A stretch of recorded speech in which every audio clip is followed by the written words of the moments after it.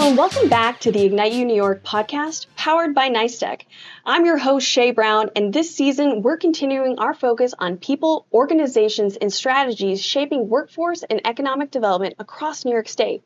Today, I'm excited to be joined by Shawna Papale, president of Mohawk Valley Edge. Shawna has been instrumental in driving strategic economic growth throughout the Mohawk Valley, working at the intersection of business attraction, site development, workforce alignment, and regional collaboration. Shawna, thank you so much for being here today. I'm really looking forward to today's discussion. Thank you for having me. We look forward to a fruitful discussion today. Shawna, will you tell us a little bit about yourself? Give us a little background. I grew up in the Mohawk Valley, and I went away to University at Albany, SUNY Albany at that time. And then I had the opportunity to come back and work for Mohawk Valley Edge about 30 years ago. Been there that long.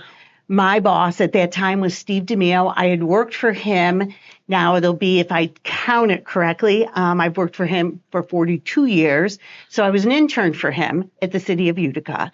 So having that opportunity to come home and work with Steve again was really exciting. And, you know, we explained to all the new people that we're hiring at Edge, you're on the cutting edge. You have that opportunity to frame what happens in this community. And I've had that benefit of over 40 plus years doing that, 30 specifically at Edge.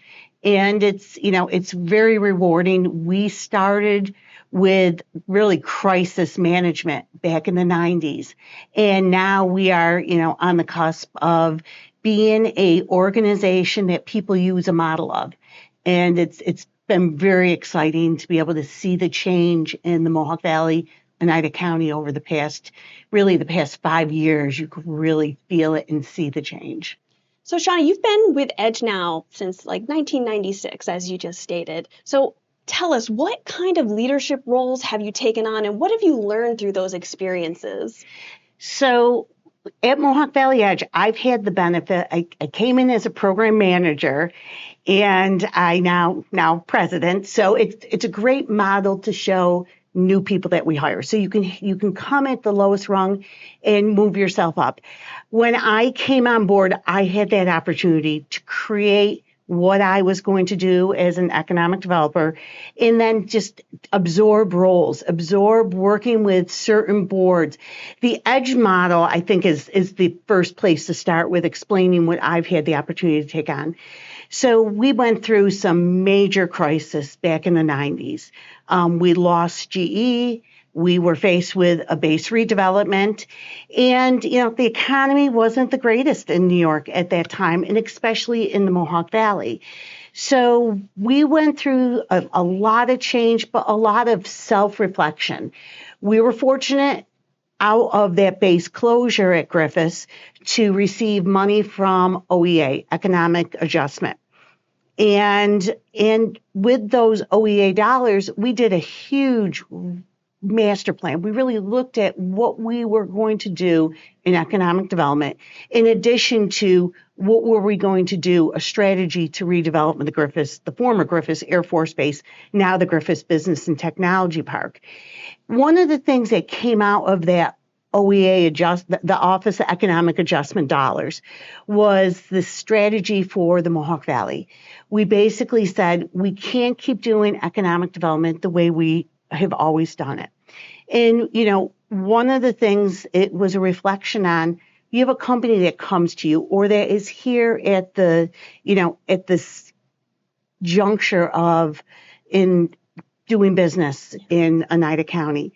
And we said, you know what, though? We hate that we would say, oh, you're going to come to us as the Edge office. You're going to come to us as the Griffiths Local Development Corporation. You're going to come to us for assistance in Industrial Development Agency. And there's a whole litany. So what came out of that study, there was a huge gathering of people, about 400 people came together at at Hamilton College. And we basically said, what are the challenges? What are the issues? And the challenge was, I'm a business, I need assistance, where do I go? And really, we needed to create something where they were walking in one door. We also had to look at how many economic development entities were being funded. You did not need 5 to 6 executive directors. You didn't need 5 to 6 secretaries. You didn't need 5 to 6 finance departments, and then add all the other staff in. So we went through a process of absorbing these organizations under the umbrella of EDGE. And when I say absorb, we didn't take them over. They still have their own boards, but they no longer had all those various staff. EDGE became the staff to the Griffiths Local Development Corporation. EDGE became the staff to the Oneida County Industrial Development Agency. And then as the opportunity allowed itself, we became staff to Oneida County Local Development Corporation, Utica Industrial Development Corporation, Rome Industrial Development Corporation, Rome Community Brownfields Restoration Corporation. And, we then also created a few different organizations of our own. Basically, EDGE became, I'll use it as, think of the umbrella, and then the spines were all the organizations. They all had a little different thing to do under their charter and their bylaws, but they kept their own boards. So EDGE then entered into staff services agreements, which we still do to today. That was, you don't have your executive director, you don't have an admin team, you don't have a finance department. EDGE will become that. And we put these agreements in place that each of these entities paid EDGE, so it became part of our operating budget. We became their staff. And, how we really made it work was the need to be an honest broker. So we weren't going to say, we're going to drive companies to Griffiths, or we're going to drive companies to Utica or Rome. It was, we will work with companies, assess what they need, and determine what are their options, and then give them the options to choose. At first, it was very challenging because you start having, entities and, a city say, well, you are now becoming this huge economic engine. How are you going to serve us? And it goes back to being that honest broker. So you ask, what did I take on as leadership roles at EDGE? It was, I became the person who handled our business outreach. I became the staff person to a couple of those organizations. Up until this past December, I was the executive director also of the Oneida County Industrial Development Agency. So there was sort of the baby to give away. It grew up, and I also had to say, I have to let go. But over the years, I created teams and individuals who learned the skills to be able to manage them. And I just continue to take that mantra of honest broker to all those boards as Steve had when I first started. And, I just continued it on. And that was, it was taking the skills of, I didn't go to school to be an economic developer, but I went to school for public administration. So you take those skill sets of how do you manage a board? How do you listen to what businesses need? How do you work with the local governments to, let them use us as a conduit while also saying, don't go creating new entities. Use what we have and work within the framework of, a major organization that serves the various entities that provide the toolbox for economic development. And we've been able to do it for 30 years, and it works. Yeah.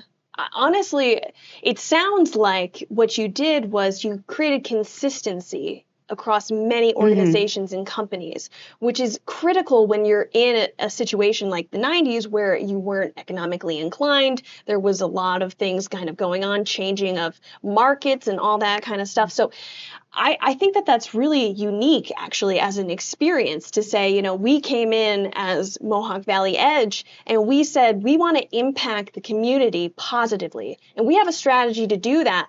You guys have to be on board with this. If you are, come on and join our team. And that's essentially what you guys did. Yeah, we built the team, but we also staffed those organizations. And we got the boards of those organizations to go along with us. Yeah. Not always easy. No. There was always, there was some contention, but we were able to address it. And we did it by different personalities. I became the person who really, staffed to the boards. So if I heard of an issue or a challenge, we faced it head on. We tried to address it early. And, it was being very honest with people of, this isn't about creating a fiefdom. This isn't about creating, one organization versus another or one community against another. It was really doing what was right. And it then became a model that we've had other communities come to us and say, tell us how you did it. Give us your framework. There's no mystery to it. It's really just being an honest broker. It's using your skills. It's being very forthright and honest. It's not offering up to anything. It's not offering up to any entity something that you can't deliver on. And it was really getting the business community, the governmental entities. It was getting all our partners to say, okay, this works.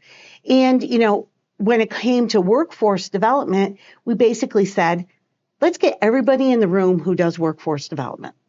And, it was basically getting our workforce investment board. It was getting our colleges that were providing economic development, workforce services to businesses.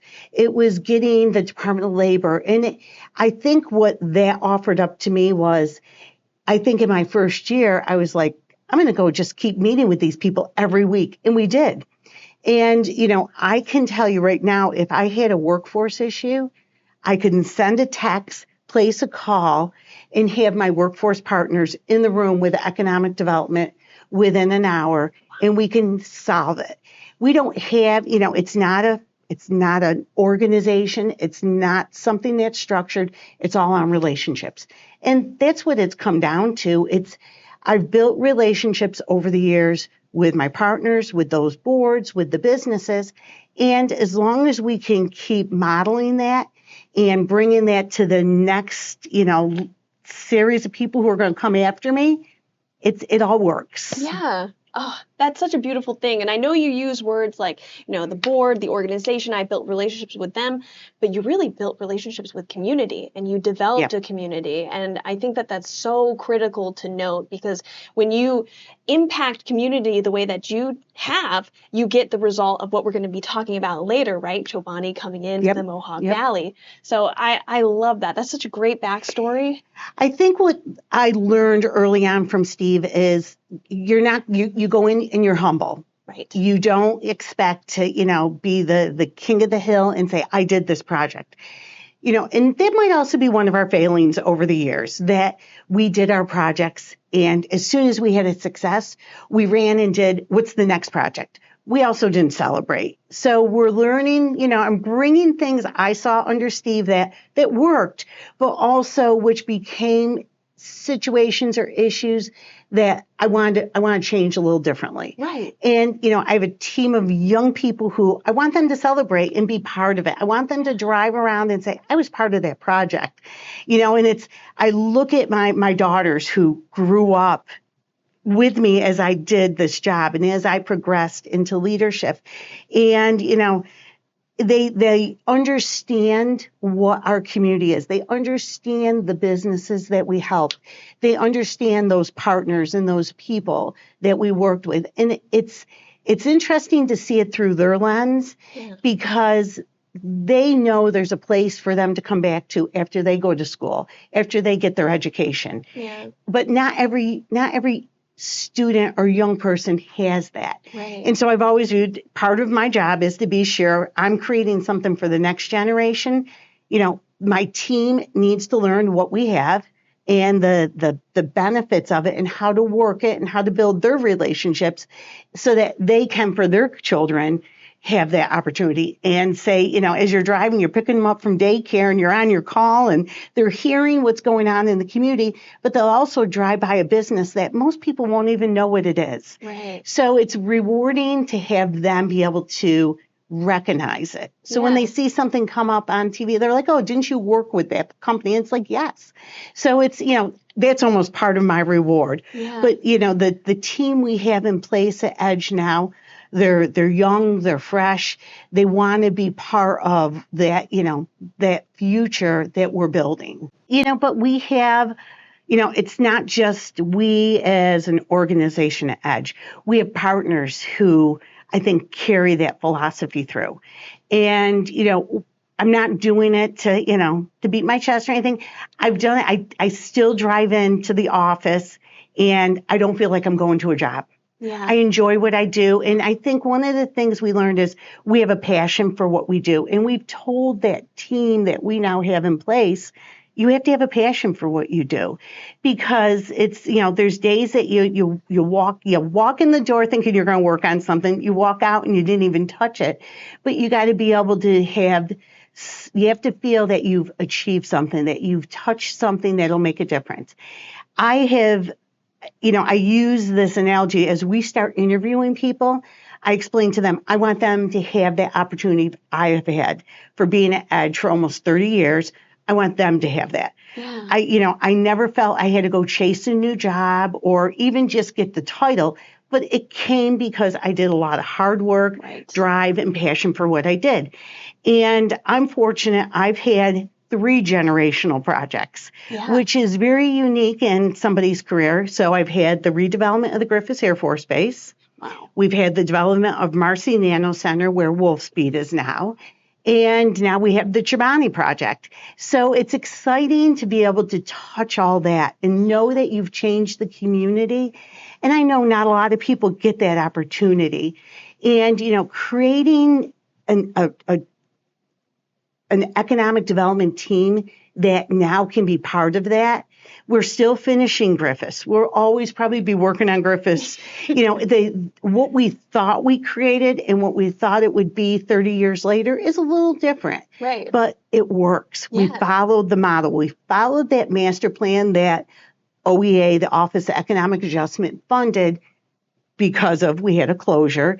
And, I can go open that master plan for Griffiths, and we stuck to it. And I think that was always the important thing. It's believe in your convictions, believe in what you're doing is right, and don't try to satisfy all those boards. You do need to meet the expectations they set for you, but let them understand you have to have something you follow and stick with. And that's been very helpful. And I think that's why we've seen the successes we've had. Yeah.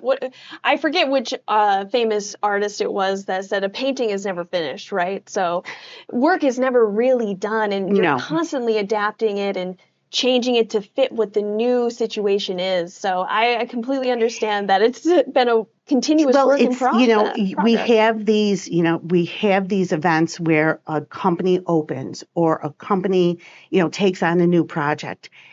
Our job is not done when that ribbon is cut or the new piece of equipment goes in place or a contract's in place. We are always going to be on the call when they need us. And I think that's a great analogy of that painting is never finished, because the project is never really finished because there's always a need that comes up. And we want our businesses to know we're always here for them. Right. For the good and the bad. Yeah. You love those calls that come in and say, hey, I got, this huge contract and I wanted to share it with you. You also, you have to be there when they call and say, we have this workforce issue, or we have this regulatory issue, or we're challenged to buy a piece of equipment. So it's our job to continue to always be there for those businesses. And I think having done business outreach for Edge is critical.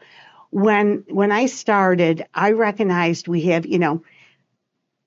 out of that master plan that we did for the region due to the base closure, we came out with targeted industries that we said, let's go identify the companies that fall in them. Let's go ahead and look at our business parks. What businesses are there? What companies have we given a loan to or worked with at the IDA, or fall into some sector that we need to keep our eye on? So back in the late 90s, we created what we called our business outreach list. It had about 250 companies. And the one thing I said is we started calling to visit them. We do not want Edge knocking on their door. We don't want the city, of XYZ knocking on their door. We don't want Department of Labor knocking on their door. We don't want ESDC knocking on their door separately. Let's go do it collectively. Yeah. And, we brought all those partners together repeatedly every year and said, here's our list. let's coordinate our visits. And it's been very helpful because it created that working team, that partnership with with Empire State Development, Right. with, Mohawk Valley Regional Economic Development District, or with Herkimer County. And that's critical because, businesses are very good at, let's let them run their business. Let's not bombard them with all these visits and a different message. Let's collectively go in and hear what their needs are. Let's hear what is happening in their environment that we can help with. Let's not make it hard for them. Let's make it easy. And I think that evolved over the years that, we refined our lists every year. There's companies that come on it. There's companies that go off it. We just relooked at the clusters that we looked at. We had distribution and logistics. We had metals. We had the fire industry. We had cybersecurity because of the Air Force Research Lab. And there was a couple other sectors that we looked at. In this past year, we went back and revisited it as EDGE. And, we're not taking anybody off. Their industry sector might, have weakened a little, but so we have to keep our eye on them. But we went ahead and we added things like the semiconductor industry, advanced manufacturing. We added agriculture. So it's, we evolve as the environment evolves. And it's important because we have that list and, you're minding the shop while you're also out looking for, to attract companies. What's next? So that list is we're assisting what we have, but how do we go and attract more to come? Right. Now it becomes a little bit of a battle because now with Chobani coming, you got a lot of jobs. You have companies that are very nervous what that impact is going to be on them. Now you have some other companies that look at it as, hey, this is an opportunity. They're going to come to our area. They're going to bring people. And when that one person comes to work here, they bring their family. So they view it as there's opportunity to grow the region, grow the community, which is critical if we're going to move forward. Yes. It's, I look at the companies that have that philosophy because they will be the successful ones. Right. It's not to say the other ones that don't look at it that way won't succeed, but they have that challenge. And, I went to visit one company and they shared the philosophy of well, we're going to hire people who work for Chobani and they're going to hire people who work for us. And it's going to go back and forth. It happens. It's reality. But how do you embrace it? And I think that's how we're faced with that now, where it's a very different environment because everybody's struggling for workforce. Yes. I mean, if you asked me, I think back in 2007, 2008, workforce was a huge issue. Yeah. Then when the economy, faced some challenges, that waned. Probably right as we were coming out of COVID, the whole workforce issue really became so important. Yeah. It became such a critical path for businesses that we had to spend some time and say, okay, how do we help with this? Right. I thought, as you come out of COVID, everybody's going to get out and everybody wants to go to work. I always remember Alice Savino, our, the head of the Workforce Investment Board. She goes, the numbers aren't there. And people, didn't come back to work. People started doing their own little gig opportunities. And, you saw a fall off of what people were, people didn't want to go back into the office, into the manufacturing plant. And it became a huge challenge for us, for sure. but for every community. Yeah. So it's, workforce now is a critical path item. So is daycare. And now housing is becoming an even bigger one. I think what motivates me is my daughters. I grew up on a family farm. Yeah. So I've always known that, you work 7 days a week and, it's built. My thing I think I've always seen with them is they need work ethic. Yeah. And, I made them come work on the farm early. I mean, it was my grandparents had it, then my parents, and now my brother and I. But I also said, guess what? I'm not going to be here the way I used to. So I said to my kids, I go, you need to have this opportunity. So I have a picture on my phone of my youngest hauling hay at 5 years old. Oh. And, she's probably the one who grumbled the most about, having to work. But now, I have one daughter who's graduating law school and my other daughter is graduating Cornell this year and going to be a doctor. Oh. So I think I did something right, but it wasn't just about them. It was, I always said we're going to keep the farm long enough to give our kids work ethic, but they had friends who came to work at the farm. And as the years progressed, we hired, these kids and it was my goal to say, how can I do my part? And we gave all these kids work ethic. So I would say in the past round of kids that worked at our family farm, I have 2 doctors, I have an accountant, I have 3 dentists, and I have a lawyer now. Wow. And there were a couple teachers in there. And you look at it, and they all took such pride in the hard work that came out of working in agriculture. Yeah. And they, I look at what they walked away with, and it wasn't just work ethic, it was also attitude. I look at the past few young women who worked for us, my daughters, and a lot of it was their friends, and they have strength, they have poise, they have the ability to think and process.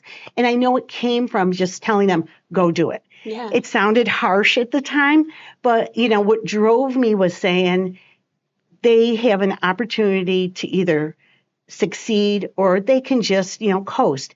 And I push them to succeed. And I think that I bring that to the table with what we do at Edge, because I want people to come in, look at it as an opportunity and challenge. If I'm sitting in the meeting and it's something they have an interest in, I want them to come to the table. The other thing that really motivated me over the years was as my oldest, I always tell this story. She was in 8th grade in her gym class, and she got into it with her teacher, who was like, yeah, Marcy's never going to happen. You're never going to have a semiconductor company there.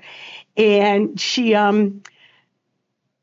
fought with this woman, just challenged her. And this is the one who's going to be the lawyer. So you could put a little bit there. But she, she's like, no, it's going to happen. And she, afterwards, school told me, she was so adamant. But it goes back to when I used to pick them up at daycare, they would hear the conversations. I would bring them to the office and they would hear Steve and I talking about, going after a semiconductor company. And what motivated me was they believed. And, Steve taught us to believe in what we were going after, what we were building. And, we got at Edge, we got into the whole chasing the semiconductor industry right around the same time CEG did here in Albany. And so it was, it was starting to build that New York State loves nano. And it was so important because it's kind of like, my philosophy of we have to believe in something and we have to have a passion around it and we have to not let go. Trust me, at Marcy, we had our failings. There was, I always remember it was a Thanksgiving Day. We got a call from a company. They weren't coming. And it's heartbreaking, but you could say, oh, we'll give up now. It's, we've been chasing after this for so long, but we didn't. We kept going. We said, what did we learn? Let's persevere. Let's be sure that we answer all the mail, all the questions, all the issues for the next company comes along. And they did. And so, we put the effort into preparing ourselves. Yeah. And I think that is, something that I've always said, if there's an industry we should be looking at, quantum's a perfect one. How do we educate ourselves? Who's doing it now? So, we'll keep going back to the Air Force Research Lab at Rome and keep having that conversation with the director and his team to say, tell us what it's about. Explain it to us. Help us understand it. And, do you have leads? Do you have companies you work with? So what do we need to have a quantum company? Do you need power? Do you need buildings? So it's preparing ourselves for what is that next industry to come along. AI is a little bit more challenging. Yeah. You have two pieces of AI that I think are important to discuss. One is coming out of COVID, It was a very different philosophy of using AI. And, as Chat GPT came around and as, Copilot now is there, Right. You don't use it to replace what you're doing. You use it to enhance. You always have to check it. Yeah. We're not quite there yet. But it does help because I've heard that there's partners of ours in workforce who have said, we got these grants and we're now not hiring more people to run them. We're training our people to learn how to use these new opportunities of AI. But I know there's that challenge of how are we going to handle it? The county executive, Anthony Pacenti, just put together a task force to look at it. And he did. He did. And it's how it's going to integrate with everything they're working on. And it'll be helpful, especially as companies are challenged. Where do they go get the workers? Right. And there's a fear of AI. I get it. And, I used it once and I did a memo and it moved all my dates around. Oh. So it made my Tuesday a Monday. And I'm like, okay, you really have to check your numbers and look at what it does. But it gives you that framework to work within. Yeah. Now, from a developer perspective on AI, we've had a number of AI companies approach us and say, I want to build a data center or a data factory. And the challenge you run into is our power grid. Right. We don't have enough to help fuel those companies and that growth, as well as everything else we want to do. And so, we have that little force happening of you want that growth of the business and the investment, but you also have to say, can we really handle it and manage having that demand off the grid? Right. To have a data center, you have to have so much power. So much. And now we have Micron going in Syracuse. We have to be sure there's enough power to help fuel that, to help power the next lead we have for Marcy. We still have 127 acres, which can house one or two new, additional fabs. We want to be sure that we're managing what we have in power for that growth. Yeah. And it's not even only just power, right? In terms of like making the machinery work, it's power to cool all of the machinery as well. And that's really the crux of it all. If you start trying to understand the whole utility grid and what it takes to run a fab versus a data center, it's like 10 times to have a semiconductor company, operating. And that's, our system is not built to handle that right now. So, we're going to have to look at new ways to generate power.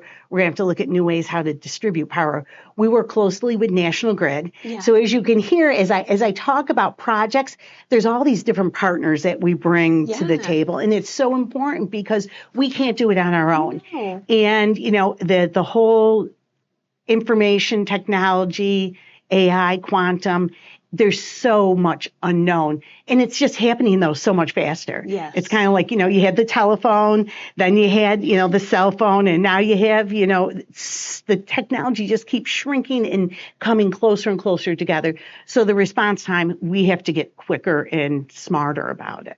Shawna Papale in Marcy is trying to get into the whole AI, the quantum. Oh. And, they set up a center of excellence to basically start helping their students learn it. So it's not just in their IT classes. They're taking it and bringing it now over to the nursing program and saying, well, how are you going to use this in nursing?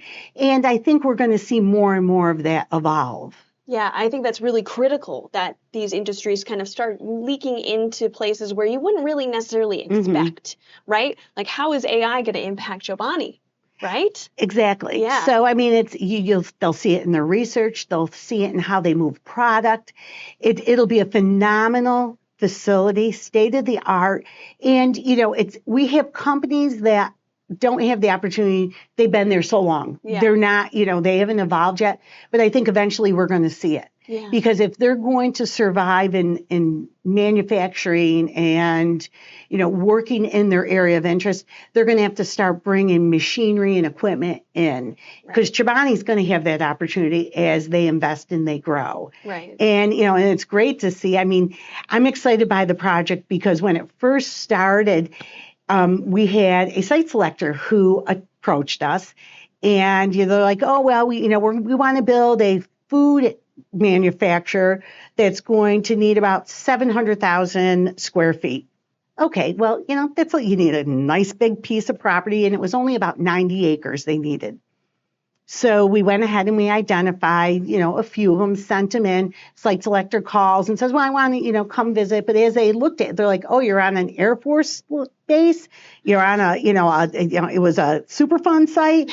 And we're like, no, just come. So the guy came. We didn't know it was Chobani at the time. Oh, really? No, we did. Oh, but my we gosh. did know it was us and somewhere in Michigan. So as the conversation evolved, we're like, well, we can do this and we could do that. And I think what impressed the site selector was, you guys did this Air Force base? You did this business park? Oh, yeah. And we also did Marcy. And then they're like, oh, well, tell us more. Let's talk more about the project. And next thing we know, it's Columbus Day in 2024. We knew we were having a company visit. And it was Chobani. So Hamdi came in with his team, small group of people, and he's looking at the site and he goes, well, this can work. But what they ran into in Twin Falls was they kept growing and growing, and then they hit a brick wall. They couldn't grow anymore. So he's like, well, we'll come to the area if we can get a little more land. So the parcel of land they initially were looking at was called the Triangle. So it's part of the Crosswinds runway at Griffiths Air Force Base, Griffiths International Airport. So it's about a 300-acre site. And they said, well, can we, have more of it? Well, we have to still it's an active runway. Right. So, we have a lot of siting issues that the county is working closely with an engineer on. And, as Hamdi's looking at the map, County Executive Pacenti's there, and he goes to, Tony, he goes, well, if you can get the golf course that's next to it, we have a deal by the end of the week. Tony had the golf course by Wednesday. And because we knew had been discussion that it was going to be for sale. And so they went and secured it. So now you have over a 400-acre parcel. Wow. So the exciting part, though, is as Hamdi's looking at it, and as we talked to the engineering team at Chobani, what started as a 700 square foot building now went up to 1.2 million square feet. By the time we're done, it'll probably be a 1.8 million square foot building, over $2 billion at the end of the day, if not more. And, they've changed the footprint. They've absorbed other areas, but they're building that state-of-the-art facility. They brought in a engineering architect firm that has done like the Lego headquarters. It's going to be a campus. It's going to be state of the art, and we're so excited to have them coming to the community. But I really have to give a shout out that the County of Oneida, County Executive Pacenti, has done such a stellar job. I think what's made my job so easy is our county executive used to head our regional economic ESD office. So he was in economic development. Before that, he was in workforce development. So it's so great to have one of your partners understand it and get it. And, what a great supporter he has been of Mohawk Valley Edge. And it has shown with this project with Chobani. I just want to circle back to the $2 billion price tag. Now, people might be like, oh my God, $2 billion. But what they don't understand is that's $2 billion that's going to be flowing through the economy of the Mohawk Valley, of central New York. Yes. Not just, the Mohawk Valley, but it's going to expand outwards because you need resources, you need building materials, lots of things, outside engineers coming in and developing. The supply chain is going to be tremendous. Yeah. And I think one of the things I always used when we started business outreach back in the late 90s, I called it vertical integration. So you have a company here and it does XYZ. What does it need as suppliers? Who are the companies that, help serve it? And with Chobani, we're talking, will it help farmers? Yeah. Will it help, plastic manufacturers? It's going to help people, engineering firms. It's going to have such far-reaching touches. I mean, the whole agriculture industry, the agribusiness, we're starting to spend a lot of time on it to try to understand it. Yeah. So my guess is the 2 billion mark. The application is only to 1.8 billion right now. You rounded it up. I rounded it up. My experience in working with those IDA projects is they always come in high. Yeah. I think one important point to make about Chobani is the dollar benefits they got were not that great. They did not just get handed cash by the state. They got tax incentives. So they have to spend to get it. Okay. The state did work with the county and give some Fast New York money. I think the county's going after some Power Up money. Okay. And I think it's important because the company needs to spend to get the benefit. The IDA is working very closely with them to do a pilot allocation agreement. So the county IDA is working with the school district, the county, and the city. And we recognized Oneida County is going to be spending so much money on power, water, site work, roads. And a pilot allocation agreement is a tool we use to go ahead and say, you know, here's a facility. Every year they're going to pay X. So we're capturing that in the pilot. There is some benefit to the company because if you let the assessor come in and assess a $1.8 or $2 billion facility, I can't even imagine what the tax bill would be. A pilot is important in the state of New York. Nobody can refute that. But what we said with our pilot was, okay, we want to go to Chobani and say, you're going to pay X amount every year. And then we go to the taxing jurisdictions. So we went to the school, the city, and the county, and we said, we need to carve some of that payment out before it comes to the jurisdictions to help pay for some of the improvements. So Oneida County is going to spend somewhere between $70, $85 million on all those upgrades needed to bring that plant to Griffiths. So we're using all the tools in the toolbox, but it goes back to it's because the company is investing the money first. What you touched on, which was the agricultural impact. I think that there are people who might not know that Central New York New York State in general, not the city, we know that, but it was agriculturally a huge thing in terms of dairy industry for a very long time. It still is. It still is one of the biggest industries in Oneida County and in upstate. Yes. And I think that's why we've seen Fairlife, we've seen Hood, right. We see Chobani, we see so many other projects coming up. A few years ago, we said, you know, can we go and study dairy? Let's go look and say, do we have enough dairy to attract a plant, a facility? And we at Edge took on a dairy study. It was funded by National Grid in the county of Oneida. And just as we were attracting Chobani, we finished the study. And, you know, when Chobani came, because they were already in New Berlin, they're only about 20, 25 minutes from Utica. Right. And I think they knew what they could get in product, what they can get in workforce. It was probably the first economic development project we worked on where we did not have to go justify workforce and supply chain. That's nice. Because the company, so after the announcement happens, we're sitting there and I'm like, I'm a little nervous. Can they get the dairy? Can we get the supply chain they need? So picked up the phone, called somebody at Cornell.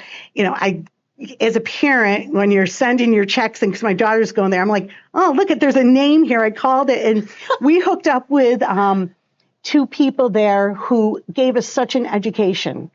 You know, I come from a farm family, but these people opened my eyes to, we have the dairy, but you know what? We don't have to go increase farms. We have to make them more efficient. Yes. We have to modernize them. State of New York came out with some, you know, farm modernization programs, which is so appreciated, and it'll help make a difference. But we said, let's be sure we hear all of the needs in agriculture. So this past August, we went ahead and held a dairy roundtable, agricultural roundtable, and we brought in the people from Cornell. We brought in people from New York State Department of Ag. We brought in people from USDA. We ended up having about 70 people in the room. And we had farmers, we had people from transportation, we had people who, you know, deal with workforce. And what we said is, we're not here to solve the problems. We're here to hear what could the issues be. Let's create the forum for these folks to start going off into groups, go off into workforce, transportation. We started hearing there was a need for broadband. in these dairy farms, and a lot of them are rural. How do you address it? So we went ahead and created, little work groups that continue to meet and talk about the Chobani challenges and issues. But it's not just Chobani now, because it's that Fairlife, it's Hood. And so, we're going to look to say, how do we enhance the agriculture industry in upstate, and how do we improve it? Yeah. How do you help them modernize? How do you bring them the internet and the broadband? To hear the farmers, they were very vocal at the meeting. We were concerned, would they speak up? Would they share? They were probably the best. And, Farm Bureau is there, the U.S. one, as well as New York State. And they help drive some of the conversation. Policy and regulatory is the other issue we're hearing from farmers. And the farmers in the room that day were not hesitant to share. They were, it was very businesslike. And it was such a rewarding activity to be able to say, we started with this dairy study and here we are today. Yeah. Julie Suarez from Cornell in Ithaca, she's the workforce person. So she started talking about, this is how we're going to need to address who's working in the barns, who's addressing the health of the animals, who's addressing the feed of the animals. And it just helps us educate ourselves and learn what is the growth of the workforce that we need. Right. And the supply chain that would be needed to develop that, because we were talking about what the supply chain would be needed for Chobani, but now we're talking about the supply chain that would be needed for the things that are supporting the Chobani's factory, So it's a never ending chain and cycle of who and what is going to actually create this and make it happen, which is why you have so many partners. Well, and we talk about supply chain. One of a new program that Mohawk Valley Edge got into, as well as CEG and CEO in Syracuse, is called SGAP, the Semiconductor Growth Access Program. The state created it because they recognized, how do we address the supply chain for Micron? And this SGAP program, it's funded by U.S. Treasury. It goes through ESD. ESD approached us before they put the application in. They're like, well, you want to partner with us? And we're like, sure. You say yes to anything. And then I'll figure out how to do it after. Absolutely. And so they were successful in getting it. And what it's to do is it's to help small, disadvantaged companies, women, veterans, minority, but also companies that are 10 or less, get into the supply chain for Micron. Oh. And, we can take somebody who might be making widget X today, and we're going to tell them, keep doing it, but we need you now to do widget Y. And what do you have to do from a legal structure, financial structure? And this SGAP program is going to help us go do that outreach. So what Mohawk Valley Edge did, we need to cover the Mohawk Valley region, the Regional Economic Development Council area, which is Oneida, Herkimer, Fulton, Montgomery, Otsego, and Schoharie. So we went and found our counterparts who we work with anyway, and we said, can you meet with us? And because we need you to be part of this as well, because we don't know every small business. And, I will tell you, it seems a lot of times it takes a lot more time to work with a small business than a larger business that has an HR or finance. Right. And it's okay. We appreciate it and we'll do it. But we also recognize this SGAP program is going to help fund us to do more of that. They want people who might be, Molly's cleaning service to become, the cleaning agent for Chobani. It might, or I'm sorry, not Chobani, Micron. They also want us to go find people who do landscaping. A great way to explain how to address supply chain for Micron in this SGAP program. In Marcy, during COVID, we built the Wolfspeed building. Right. And it's amazing that, it all kept going through COVID. So we were excited by that. And the folks that were building the facility, there were people who came from out of the area and, they ended up staying in a house where the people who owned it leased some bedrooms. And the family name was Tucci. And the Tucci's, they have the house and these people, they come stay there, then they go and have meals together. Well, the son who runs Tucci Hot Rod right near in Marcy, basically it's hot rods. They take cars and make them into, souped up hot rod cars. But he's sitting at the table with these guys who are building the Wolfspeed plant. And they're talking about the waffle floor. So when you have a semiconductor, a fab, you have, it's almost 2 floors just make one operational unit. Right. And that's for... Yeah, because the airflow underneath. Right. And so, but everything's built on a waffle floor. They couldn't get the clips during COVID to keep the floor together. So they said to this guy who does hot rods, can you make these clips? And he goes, well, yeah, but I need this equipment. And so they basically worked with Tucci Hot Rod to get a piece of equipment to make the clips for the waffle floor. How so incredible. it's changing. It's just working with somebody who's there, who has the vision, the entrepreneurial skills to say, okay, yeah, I could do this. Yes. They got to be willing to do it. Right. And so, what we want to do is continue that model for Chobani. We want to continue it for Micron, but it's also for any company we have that has a supply chain issue. And how do we grow those businesses? So it's, we're excited about it because we're just not dealing with everybody who's on that business outreach list now. Right. Now we're dealing with companies that we probably don't even hear of or know of today. Right. And how do you upscale them? Shawna, how do you decide which initiatives to go after for the most regional impact? Workforce, finding workers is so hard. We need to change what our community looks like. It does become a challenge because then you got to say, well, as we attract more people, you need more houses. Mm-hmm. And, it's also AI. When it comes, it uses a lot of power, and it's not a lot of people in these data centers. Right. So you want to be sure that you're looking at it with your eyes open and understanding, what is the best investment. We talked about a building that we've had at the Griffiths Business and Technology Park. I call it Building 796 because I'm dating myself. We called every one of the buildings a number. Oh. But it used to be known as the Griffiths Institute. But before that, it was a jet training center. So back in probably 2006 or so, Mohawk Valley Edge and Griffiths Local Development Corporation went after dollars to renovate the building. And we renovated it for the education purpose of Griffiths Institute. Griffiths Institute came out of discussions with the director of the Air Force Research Lab, Ray Ertz at the time. And, Ray goes, we need to be sure we're protecting the Air Force Research Lab. And one way to do it is be sure you have a workforce.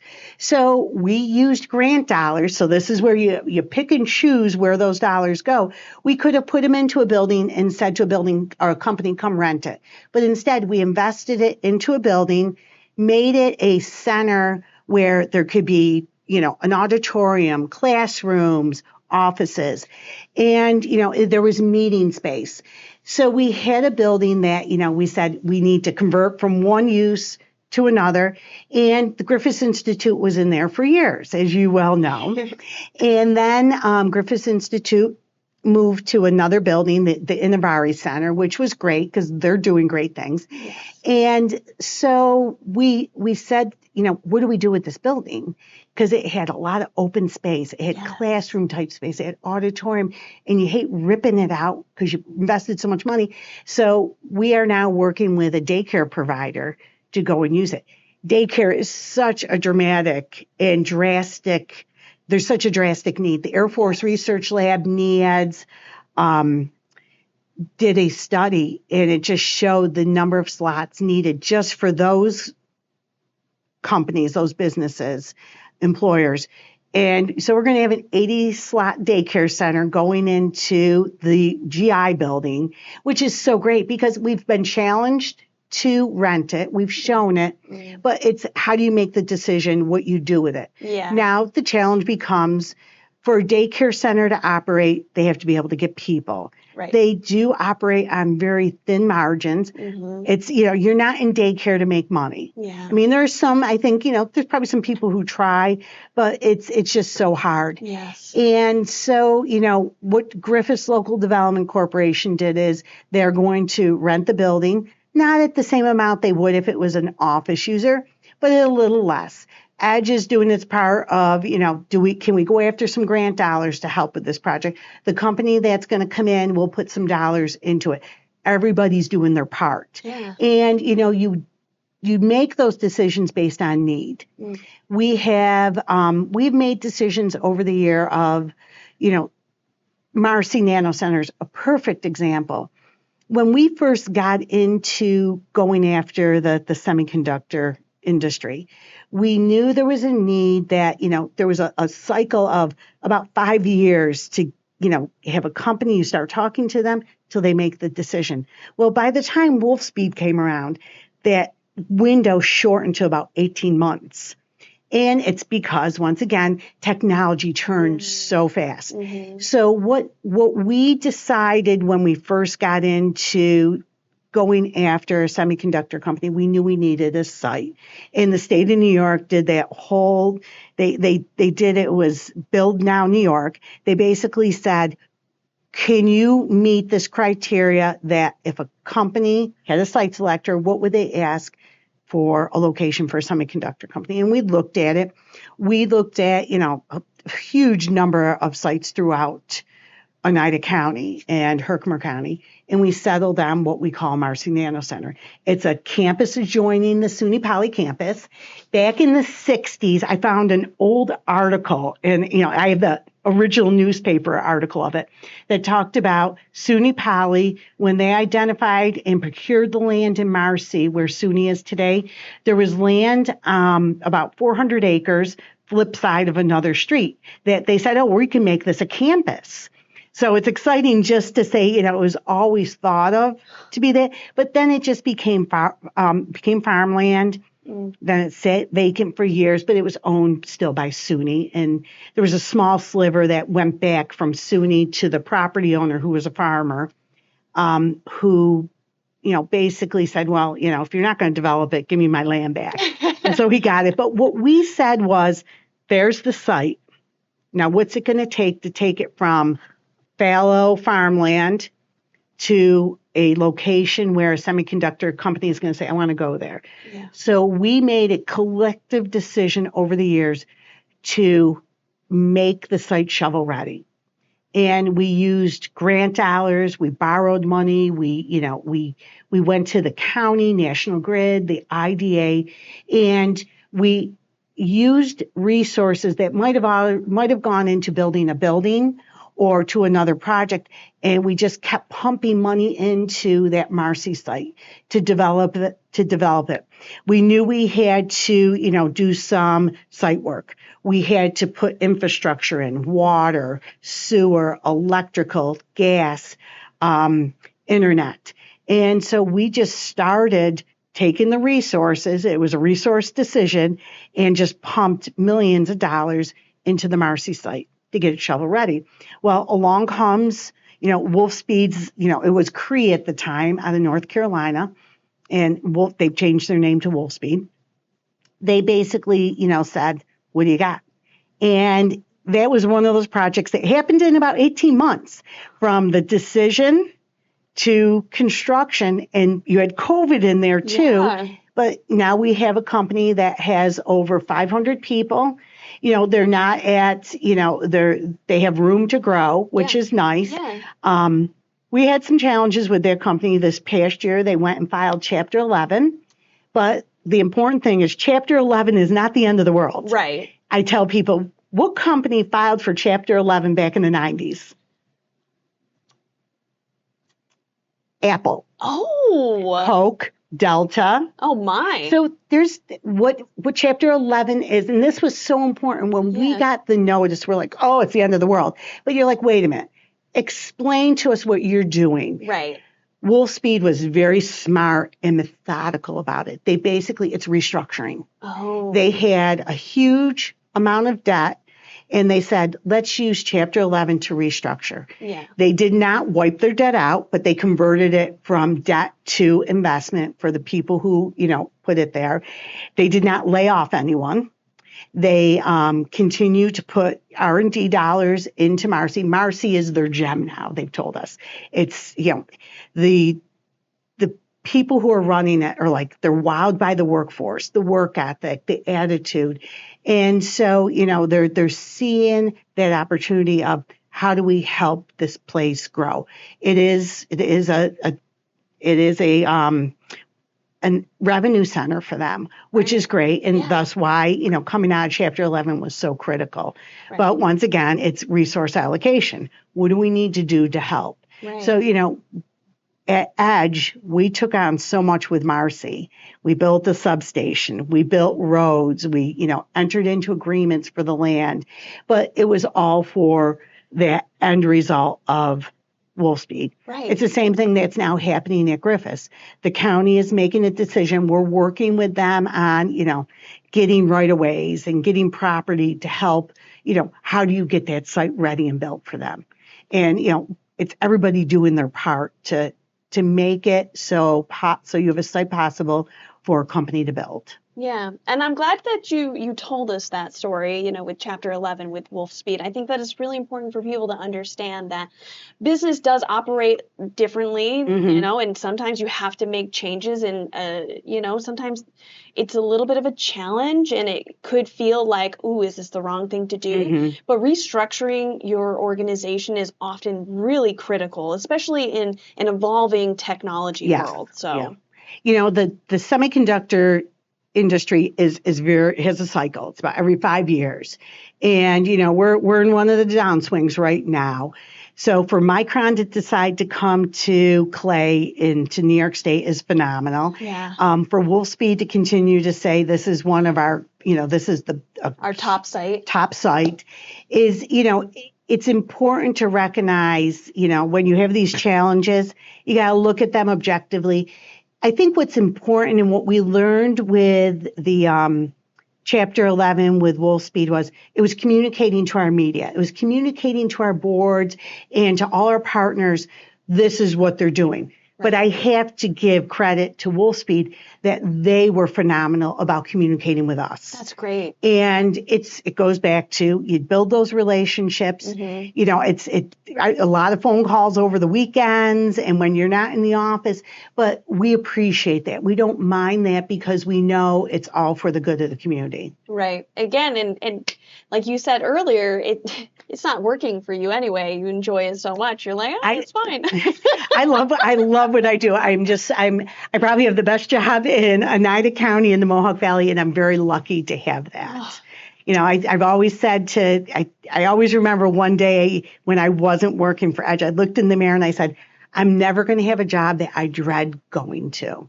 And, I tell my daughters, just be sure whatever you decide to do, you love it. And having a passion for your job, it's the same thing. You could see it as we sit here and we talk. You enjoy it. And, you put so much effort into your career that you bring it home with you and it impacts everything.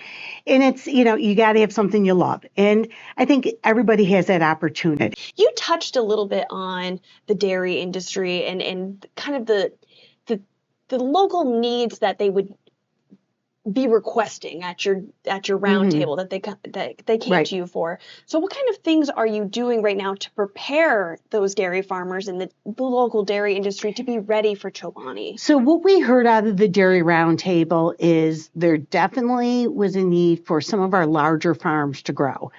Cornell educated me on, there's certain herd number where, you live by certain regulations when you're less than 300, when you're over 700 head, what does it mean? And one of the things we learned was you need to grow some of these, what I'm going to call larger farms. If they're 300, 400 head, or even if they're 1,000 head, how do you help them grow rather than start new farms? And it's that modernization. So they need the technology. They need new equipment. They might need buildings, but they also need power then. So we have one farm that has about 4,000 head of dairy, and they want to build another barn, but they need more power, and that they're at the end of the line. So we're working with the farmer, the county. We're working with the utilities to say, how can we help them? It was broadband came up as a big issue. It is a huge And issue. Yes, there are many places in New York State people don't know. No. They don't have actual internet. It was interesting listening to one of the farmers talk about, you know, how much they use the internet when they're in the barn. They'll take a picture of, you know, some issue or with the cow, or they'll go look up, well, how do I, you know, take care of this challenge? And so they said they have to have that internet in the barn. Yeah. And it's, you know, it's the broadband, it's the Wi-Fi. And how do they go ahead and, you know, get that, especially when they're in such rural areas? So, you know, we're talking with providers, we're talking with the state and saying, you know, what do we need to do to be sure that you get that service? Regulation came up as an issue. New York State Farm Bureau has, you know, a phenomenal team of people who look at these challenges every day. And it's from, you know, the waste that they're producing on the farm to, you know, use of vehicles that, you know, you think that these farm vehicles, you know, can just go over the road. Well, there's certain ones that can't. Right. So we're hoping to work with the state of New York to change, you know, laws that got put in place that nobody did to stymie the farmers, but now you have to go back and unravel them. And that's a challenge. It really is. They talked about, the farmers talked about storage of milk product. So you might have a smaller farm that does very well, and to have a tanker truck come to them every day might not work. Right. So they have to have storage capacity. And that storage capacity has to have certain cooling and, you know, the temperature. They need a tank. Right. So the need is so vast. And, you know, we're not going to solve everything immediately, but we recognize where is the low-hanging fruit that we can work with. And, you know, it's also saying, how do you educate that, you know, the agriculture workers? Right. Because one of the things that my eyes were open to, it's not just somebody who's milking the cows. Right. They're using equipment to milk the cows. Yes. And then you got to worry about the hygiene, the cleanness. Who's managing that? Mm-hmm. Then it's the equipment. Who's managing the equipment? Who's watching the feed of the animals? Who's worrying about the dairy health, the health of those and the dairy health of the animals? And then it's the product that comes out. Who's testing it? How much product is coming out? So you can imagine each level of that. The sophistication of the jobs just keeps going up. Now, who's managing the HR for that farm? Who's managing the finances and doing the payroll? Who's doing the supply, you know, buying? Yeah. So you know, Cornell really helped us understand you can't think of a farm and just that farmer and the people milking the cows. It's such a vast number of workers and different layers and levels of education that go into it. You don't have kids waking up or saying, oh, I want to be a farmer. Mm-hmm. They want to be, you know, an astronaut. They want to be a fireman. They want to be a doctor. A lawyer. So I think we have to start the conversation with the schools and with BOCES and with the community colleges of we need people who have very specific skill sets. Somebody tending to the dairy health of those cows, I wouldn't even know where to begin. You need to go, you got to be a doctor, you got to be a veterinarian. So, I mean, I'm sure you got to have quite an education. Yeah. So the opportunity for somebody to say, well, I just want to work on the farm, or I want to, you know, be the scientist, the researcher who works in that, you know, that facility that's producing X number of pounds of milk. And so it's supply chain isn't just about the product, it's about the people. Right. And workforce is going to be such a critical component of what we have to do for Chobani. It's the same thing that's going to happen with the semiconductor industry with Micron. Yeah. We have to be sure we're creating workers who can, you know, go work in these facilities. But as somebody might leave one company and go work for these companies, we have to be sure we're doing backfill. Right. And, everything is becoming so much more advanced. Yes. And, AI is going to help drive it. But, we've said this over the years that you don't have to go get a college education. It's wonderful. It's great. But at least go get a skill. Yes. And that's been a message that as we work with our workforce partners that has evolved. Yes. And, this case with Chobani, it's exactly that. Yeah, you're really seeing, not just because of Chobani or Micron, but a shift in the way that people are addressing education in terms of like, how are we developing and upskilling our workforce? I mean, just look at the fact that, 35 and older right now can get free education at SUNY schools in New York State. I mean, that's because we understand that we are trying to push for re-educating our workforce because there is this dramatic shift happening with technology, with, manufacturing coming in. One thing I do have a question on, right, is Micron, it might be a little bit easier to get and develop a workforce because it's a clean room that people are going into, and it's technology, and people think of tech jobs as being very like, yes, I work in technology. Now, how are we going to develop a workforce where we're saying you're going to be working with animals? It could be messy. It could be challenging. It could be cold, especially in central New York. So how are we driving that interest? Do you have any kind of... I think it's really educating the families, the parents, the teachers, that you can still make a career going and working with animals. You could still make a living. You can make enough money to survive and survive very well. Yes. Not everybody's cut out to go sit in an office every day. And, I think coming from a family farm, we've hired kids over the years that, one of the kid was the most brilliant kid. Father owned a plumbing business and didn't want to go.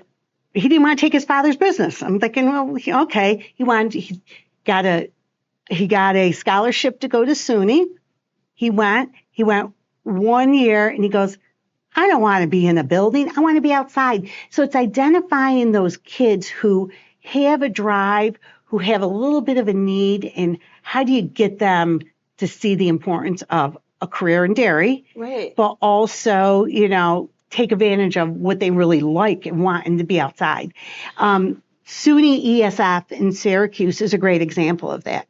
They work with a population that is not going to end up in the offices. Right. So we got to tell our community colleges, look at it as a model. How do you become part of that chain?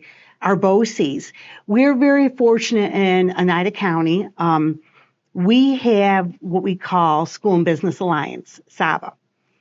SABA is what was known as the PICs, the private industry councils, that were created back under the first Cuomo administration. Matilda Cuomo went ahead and said, our schools need to be working with technology, with skills. It's not all about everybody going to college. And she challenged, and they helped fund through the BOCES network, creating education that listened to businesses. So basically, our School and Business Alliance is an alignment of providers, educators, economic development. It's also the companies coming to the table and being part of the discussion. Yeah. And then it's those BOCES and the colleges coming and the community college coming and saying, you tell us what you need. So it's the immediate need from the businesses. It's listening to the trends that we might be seeing that can be brought to the table. And, I think sharing that story of Oneida County still has one of these groups that continue to meet, I think it helps tell the story of how successful our workforce partnership is in our region. And it goes back to when I first sat down with you, I said, I could pick up the phone and in an hour have all my workforce partners because of relationship at the table, and we'll solve what a company might have as a challenge. And so they're also listening to what we're saying of, we see quantum coming down. We see AI coming down. We see dairy coming down. How can you help us? Right. And so we bring that discussion to the table, and they're all raising their hands. When we did the Dairy Roundtable in August, one of the first groups that evolved out of that whole collaboration of farmers and providers and educators and Chobani themselves and, New York State Department of Ag and all the, the councils that serve the ag industry. Before the event even ended, we had our BOCES, our workforce development, and our community college saying, okay, we're going to go meet. Before we even challenge them, they step up and they take on, they see it. We give them we'll give them the vision.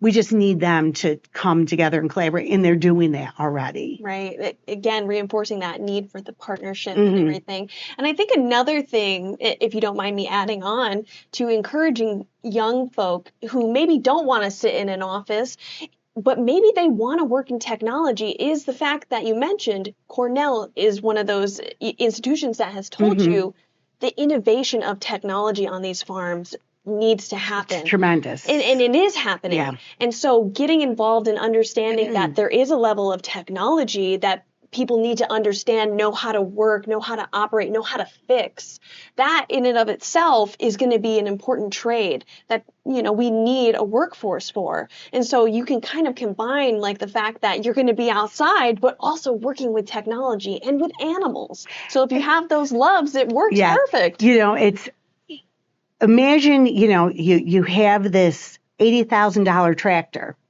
and in the middle of the day, when you're out doing hay, it breaks down. To go find somebody to come work on it, good luck. Yeah. And so to, tell these kids you could be part of this, they like, if you like working with your hands, if you like being outdoors, there's always that career path. Yeah. And it's just creating the vision that could be shared to the parents, to the students, to the teachers, so they understand what is going to be needed. And it's so important. Given everything that we've kind of discussed, what kind of success metrics do you have when looking at a project like Chobani? So we look at the investment, we look at the job creation, we look at, does it fit in the community? Can we sustain it? Chobani is a great example of, tell us how much you're going to invest, how many jobs you're going to create, what are they going to pay? So it's looking at every piece of it, but also what do you need, and can we supply it without draining some other area? So, the success comes from, looking at those very simple, components. But I think success also comes from, are you seeing people come to the area? Are you seeing supply chains developing? Do you go downtown and do you get a different vibe? Lack of housing is an example that, people are, coming, buying. I mean, we've had more rental units being built. You see it here in Troy as well. It's a growth that you can measure. It's happening. Very hard sometimes to put a number around. A lot of times it's, do you feel a different vibe in your community? And I will say in the Mohawk Valley in Oneida County, you see a very different vibe. Yeah. People you believe in yourself. Yeah. I always used an example of for so many years when the economy went down, we went down a little faster. So as the economy took a little blip, we stayed ahead of the curve for a change. And it's because of things like Wolf Speed. It's things like, Revere, companies investing in themselves, the Air Force Research Lab, right. The federal government's still pumping money into them. And it's, what's that economic impact? Right. And it's being sure that, people have jobs that are, they can live off of. But it's also then taking and saying, if you're in this one category of a job and it's not paying well, how do we upscale you? Right. And so there's programs that are, out there, and our workforce development team is so good about helping upscale people. So, the success becomes, what's the spending factor? Are people going out and shopping? What's the tax rate? Is the sales tax number up? So there's so much happening. I mean, Oneida County's in a very unique position with having the Oneida Indian Nation enterprise there. They're investing currently about $700 million in a couple new hotels. They are building the largest convention center next to Javits Center. It's going to be as big as, I don't know if it's going to be as big, but the next biggest is Javits Center. Oh, one in New York? Yes. The Javits Center? So wow. the nation in Verona, New York is building this huge venue where, they're going to be able to attract shows. They're going to be able to attract people to come, businesses to be part of, what they normally would do at a huge convention center. And so we're going to be able to showcase ourselves more. I view that as part of our success. Absolutely. The nice thing with the nation is that brings dollars in. Yeah. And, they've been a great partner to Oneida County, to Mohawk Valley Edge. The nation, the settlement was a challenge for a lot of people, but I commend, Tony Picenti for taking that through with Ray Hellbreder and Pete Carmen. They did a phenomenal job. And, there's people who might not have agreed with the whole thing, but it is what it is. And now you have such a venue there that pumps dollars back into the community, and they do it by helping support Edge. They do it by doing their own projects, and they employ so many people. They really do. And so to me, it sounds like success is really, how is your community thriving? Mm-hmm. That is the key to success. It is. And so many people measure it very differently. Of course. You have companies measure it, can I get my workforce? Right. Well, if you're not getting your workforce, it's because they're going and working somewhere else. Yeah. So there's that demand and that need. So they start saying to me, well, we have to have more people to work, but our employment rate is down and we have more people going and working at these companies. Yet we have a lot of people who've set up their own little, entrepreneur, niche. But that's part of the success too. Yeah. Because you need, a very cross, aboard different types of businesses, different types of entrepreneurs. And, we have a lot of small businesses in upstate New York, and it helps us thrive. Yeah. Small businesses are what make New York State. Mm-hmm. Whether you're in the city, you're in Western New York or Central, the Adirondacks, Southern Tier, doesn't matter. It's a small business that's really made New York what it is. Yeah. You see, we have a lot of, homegrown businesses in Oneida County and in Mohawk Valley, the small coffee shops to the technology companies that evolved out of the places like the Air Force Research Lab. Yeah. So the entrepreneurial spirit is still so alive in New York State. And I think that's what makes us unique. Yeah. And, when somebody wants to come and look at our community, say, should I bring my business here? I always talk about how do we make ourselves look a little different, a little more unique than the next community. And, and that's that power of the partnership. That's, we might have a lot of snow during the winter, but you can go skiing, you can go snowmobiling, you can go ice fishing. And then during the summer, you can't dispute the beautiful weather and having gorgeous. The lakes and the golf courses. We're very fortunate what we have here in New York State. When people talk about Mohawk Valley Edge, what is something that you hope to see 5 years from now of Mohawk Valley Edge? So I hope that, we'll continue to be the go-to economic development entity in Oneida County. I want to see a team of people who are as enthusiastic and who love coming to work and have a passion. But we want to be sure that Mohawk Valley Edge was known as the entity that helped provide the sites, provided the people, provided the venue for our companies to thrive and grow. But it's also going to be that entity that is going to attract new industry that we probably don't even know 5-10 years from now. There'll be new industry that we're not even going to know about. And we just want to be sure that we keep, the value of the organization, continue to meet the needs of our boards, and have people who are engaged. I want to see a place where, children can decide to go away to college, or they can move away, but I want to create a venue, a community where they can come back to. And it's attracting companies like Chobani all the way down to somebody who just might be, a supplier to Micron. And it's being sure that, we don't narrow our focus so much, but that we keep it broad and we're listening to our businesses. Shawna, if there, is anything else you'd love to leave us with, I want to give you the opportunity to do that right now. If you have any thoughts that you're like, I need to get this out. I think, it's so important for not just economic developers or workforce development people. It's businesses, it's teachers, it's educators to know what is available in our community and how well we've done. Yeah. It's to focus on those highlights within our region, such as the Air Force Research Lab or Masonic Research Institution. It's to know that we have such a great network of colleges and, we have such a great workforce. And so I want to be sure that people remember that in your everyday. And when you go out and you talk positive.